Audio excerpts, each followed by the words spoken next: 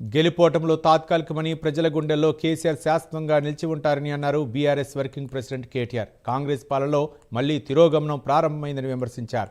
తెలంగాణ భవన్లో party calendar dairy ఆవిష్కరణ సందర్భంగా మాట్లాడిన కేటీఆర్ యూరియా కోసం రైతులు చలికి వణుకుతూ క్యూ లైన్లో ఉన్నారని అన్నారు. బీజేపీ కాంగ్రెస్ ఒక్కటై బీఆర్ఎస్పై కత్తులు దూస్తున్నారని ఆరోపించారు.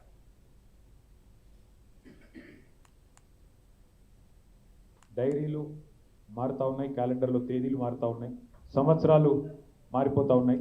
కానీ కాంగ్రెస్ ప్రభుత్వం మీద ఎన్నో ఆశలతో ఓట్లేసిన ప్రజల జీవితాల్లో మాత్రం గత 2 సంవత్సరాలుగా ఎలాంటి మార్పు రాలేదు. ఇంకా ఏమైనా మార్పు వచ్చింది అంటే అది తిరోగమనం వైపు, అంటే తిరిగి ఏదైతే పాతకాలంలో ఉండే పరిస్థితులు ఉండేదో, తెలంగాణ రాక పూర్వం కేసీఆర్ గారు ముఖ్యమంత్రిగా పదవి బాధ్యతలు చేపట్టక పూర్వం మళ్ళీ అదే పరిస్థితి ఈరోజు తిరిగి తిరోగమనం వైపు ప్రయాణిస్తున్న ఈ సందర్భం స్పష్టంగా మనకు కనబడతా ఉంది. ముఖ్యంగా ఈరోజు మనం ఆలోచించాల్సింది, మనం ఇక్కడ వేడుకల్లో ఉన్నాం కానీ తెలంగాణ వ్యాప్తంగా రైతులు యూరియా దొరకక వేదనలో ఉన్నారు. చలికాలంలో ఈరోజు పొద్దునే నేను చూస్తాం, చలికాలంలో ఇంతటి చలిలో మొత్తం రాష్ట్ర వ్యాప్తంగా ఉన్న రైతాంగం ఒక్కొక్క యూరియా బస్తా కోసం అల్లాడిపోతూ ఇవాళ గంటల తరబడి దినాల తరబడి లైన్లు కట్టే దుస్థితి మళ్ళీ తెలంగాణకు దాపురించిన పరిస్థితిని మనం చూస్తా ఉన్నాం.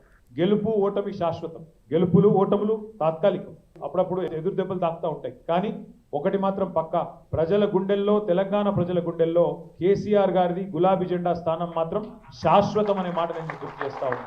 ధర్మం మన వైపు ఉంది, న్యాయం మన వైపు ఉంది, నిజాయితీ మన వైపు ఉంది. ఇవాళ 2 పార్టీలు ఒకటై మన మీద కత్తులు దూస్తున్న సందర్భాన్ని మీరు చూస్తూ ఉన్నారు. కేంద్రము రాష్ట్రము, ఆ రాష్ట్రంలో కేంద్రంలో ఉండే 2 పార్టీలు ఇవాళ ఒకటై ఒక జట్టై మనను తుదముట్టించే ప్రయత్నం చేస్తున్న విషయం కూడా మీ అందరికీ అర్థమవుతానే ఉంది.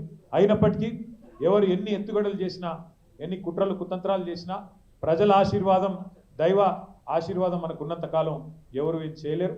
2028వ సంవత్సరంలో తిరిగి మన నాయకుడు కేసీఆర్ గారిని ముఖ్యమంత్రిగా చూడడమే మనందరి లక్ష్యంగా, మనందరి ధ్యేయంగా కలిసి